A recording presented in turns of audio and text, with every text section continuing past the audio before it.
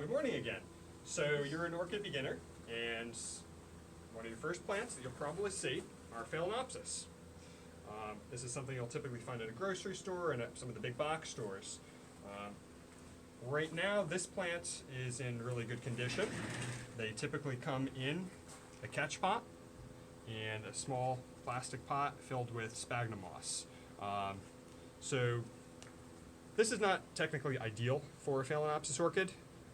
You want good air circulation around your roots. Plants need to go through a wet-dry cycle. This often leads to waterlogged roots. How your plants, you find the plants in a grocery store or in a commercial setting. A lot of times people think they're unsuccessful with their plants just because of the situation that it's been presented as. So if you've been successful and your plant looks like this, you're probably advanced enough to know how to do the repotting. But if your plant is starting to decline and your plant is looking a little bit long in the tooth, you have old spikes, roots crawling out of the pots, your new growth is starting to grow smaller than the old growth, that means that the plant is stressed. It's using a lot of its energy to support all this old flowering growth. A lot of roots are starting to die. Since these orchids tend to grow in a monopodial manner, they continuously grow upright from a single bud in the center of the plant. And as they grow, each leaf axil produces new roots and flower spikes in the base of each leaf. So there's a potential for new roots and a new flower spike between every leaf. So this is an example of something you'd probably get right from the store. It would look beautiful condition, healthy root system, full bloom. Something after you've had it in your house for a while will start looking like this with some old dying roots, your old flower spikes, which you don't necessarily need to remove them unless they're becoming unsightly. You will get new buds from the old spikes. Sometimes, a few months later, once the plant has gathered enough energy, it'll start producing new buds. But an older spike, even older, this one died away. So you want to keep your plants clean. You want to make sure that it's growing healthy. So we're going to go into a little bit about how you repot.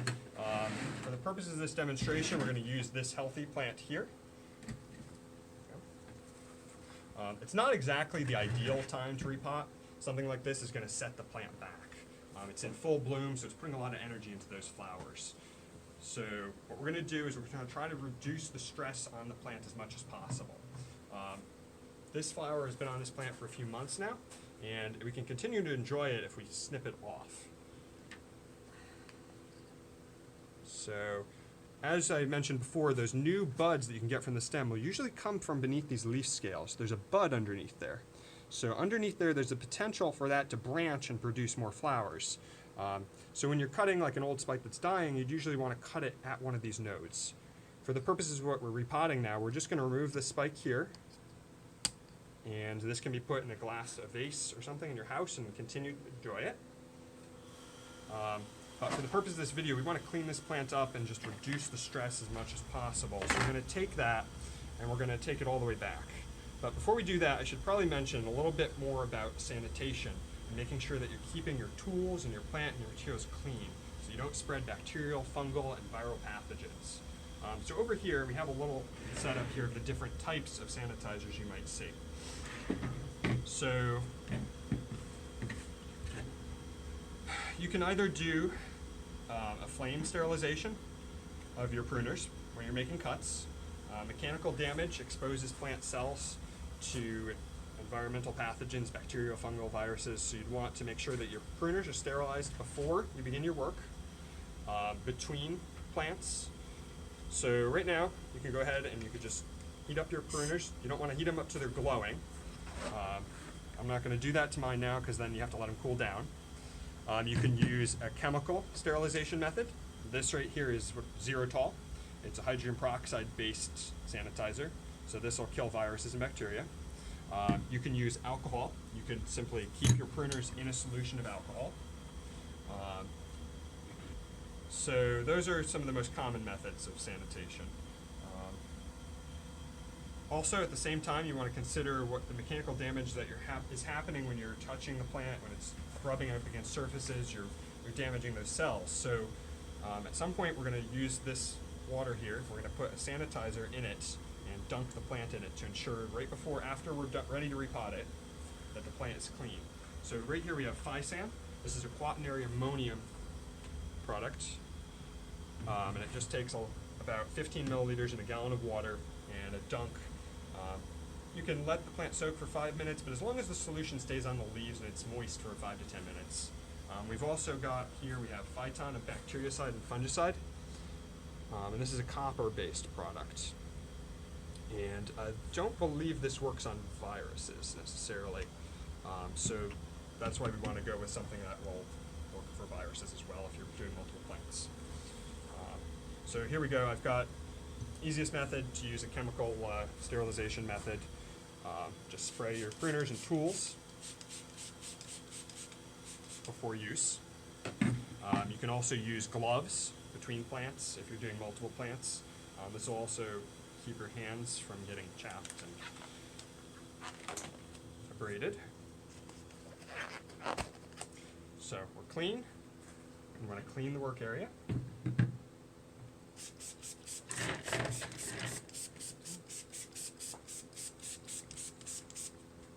And then we're going to come in here and we're going to unpot this plant.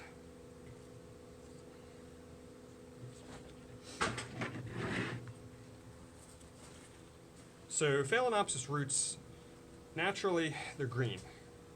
They're photosynthetic. They want to be exposed to light. So that's why we use these clear plastic pots.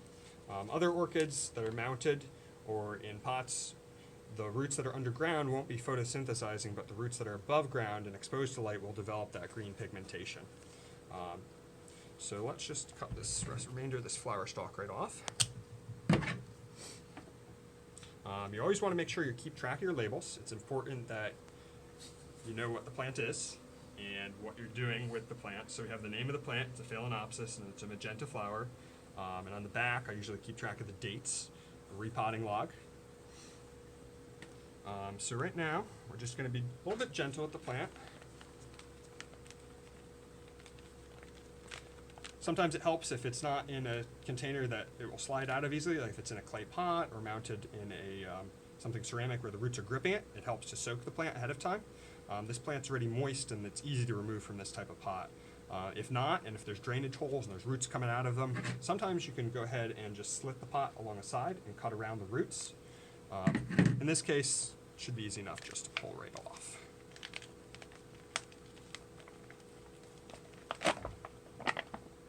There we go. So there's a lot of healthy root growth in there. For the purposes of this demonstration, we're using this really healthy plant, but in the case of an older plant or a plant that's been in a catch pot too long, you might end up seeing a lot of rotted roots near the bottom where they've been sitting in water. So orchid roots need to go through periods of moisture, and they need to go into a dry period to dry them out, otherwise they can be prone to rotting. A lot of times the older portions near the base of this stem, the older roots, the plant's naturally going to start shedding them, so you end up with this like dark rotten center. Most commercial growers use sphagnum moss just because it's moisture retentive, you don't need to water as frequently. Other types of aggregate that people can use like bark, the water just drains freely through it and you need to water more often. You can use multiple different kinds of media for what you're doing. It just depends on your watering habits and how good you are about moisture management. So right now I'm just gently teasing this sphagnum out of the roots.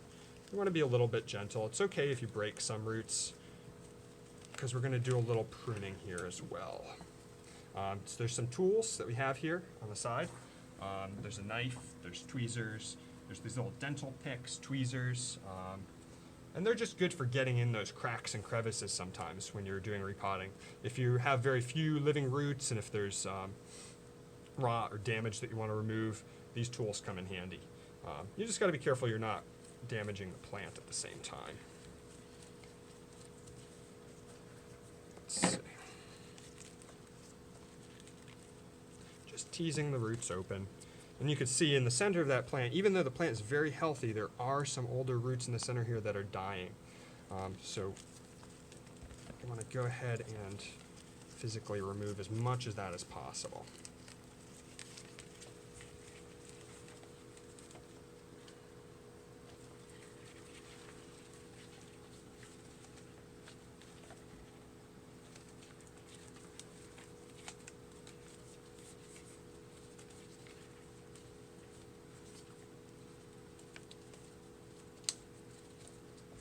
Excellent. Okay. So you don't have to worry about every little bit. At this point, we're going to go in with our pruners, and you can see where there's a living root tissue and the dead root tissue starts. We just want to prune out the dead sections. So you want to trace it back and pull it out. And we're removing some living tissue, but the plant has a overall very healthy root system.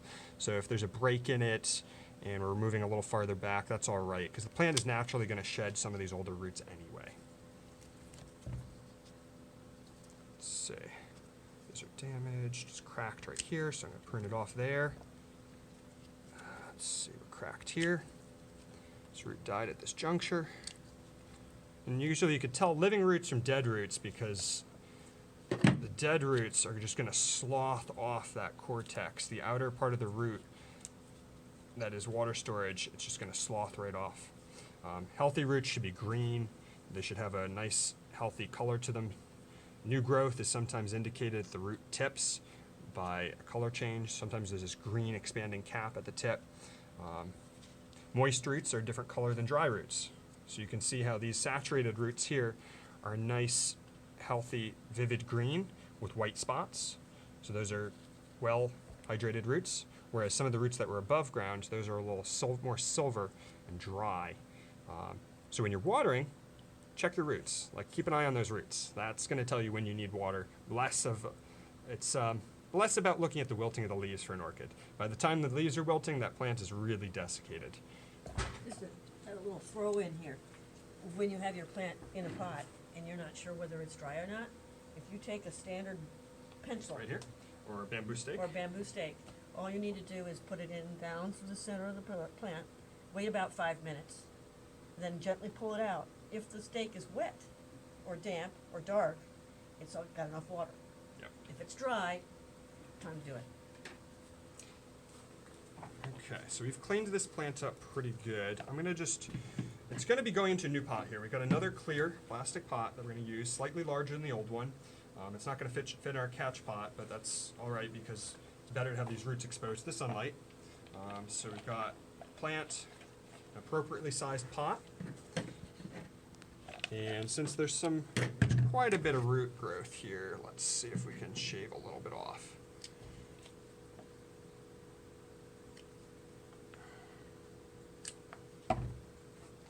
So all these open wounds are potential sites of infection or disease. So some people use cinnamon, some people use a fungicide solution. Right here now we're going to use the Phalaenopsis sanitizer, and we're going to dip the plant in a solution. It's basically just 15 milliliters per gallon. I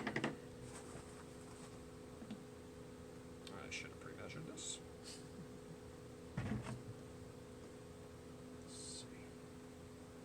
Close counts.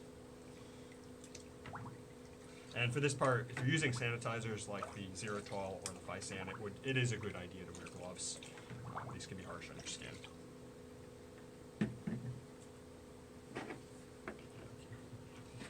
So, create all those wounds. We want to make sure that those sites are now clean and sterilized. And it's also a good way to wash off some of that debris that's really stuck in the crevices, any like rotting sphagnum that's wedged up in that plant. Sometimes I like to dip the leaves as well if there are signs of any fungal pathogens on the leaves. So another thing that you want to keep in mind is that you've got these roots here. You want to make sure they're actively growing. So you can use a root powder, and you just want to dust those roots with powder. Since this has the sanitizer on it, I don't necessarily want to put this right on there. So while we let this plant rest over here, let's talk about the different types of media we can use for this and what we're going to do next.